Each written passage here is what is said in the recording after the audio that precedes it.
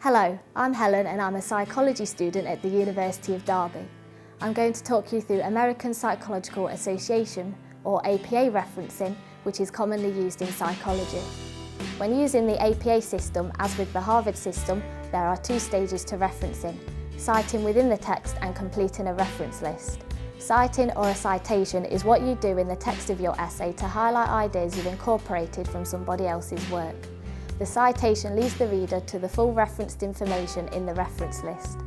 Your reference list is where you put all the details of the source of the information you have used at the end of your work in a separate section on a new page. In your final reference list, you'll need to put all your references in alphabetical order as opposed to the order in which they appear in your essay. All lines after the first line of each entry in your reference list should be indented 1/2 inch from the left margin. This is known as a hanging indent. The way that you use citation in your work depends on whether you're using a direct word-for-word quote from another piece of work, or if you're putting somebody else's ideas into your own words, known as paraphrasing. If you're copying a statement word for word, then you need to put quotation marks around it. With APA, this must be done with all direct quotes under 40 words. Direct quotes of more than 40 words should be freestanding and indented block of text without quotation marks. If you're writing someone else's ideas in your own words, then you don't need to use quotation marks.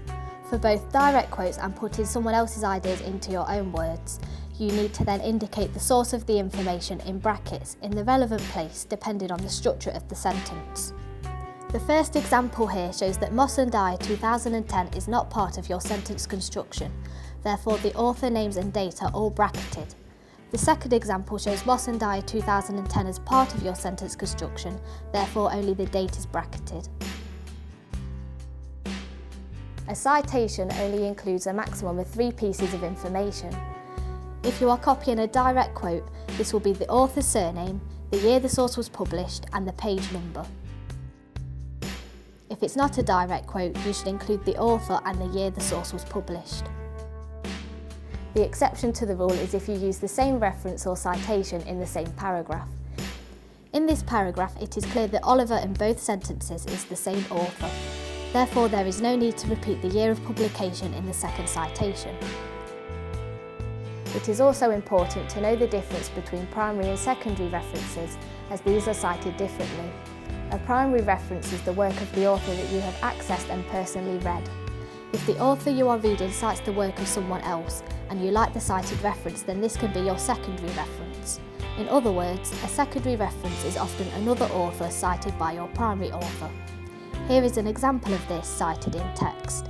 Here, Turner is your secondary reference and therefore should not appear in your final reference list. Your final reference list will show Oliver, but it will not show Turner as you did not read Turner's work. Often there is more than one author.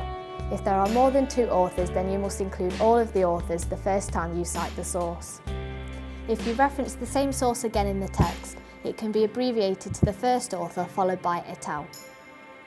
If there are more than 7 authors, you must use the first author and abbreviate the rest to et al, even if this is the first time you are referencing the source. In the reference list, name the first 7 authors and then the last author. In the unlikely case you use 2 different sources by the same author published in the same year, it should be referenced alphabetically by the name of the source. A letter is added after the year to distinguish between the 2.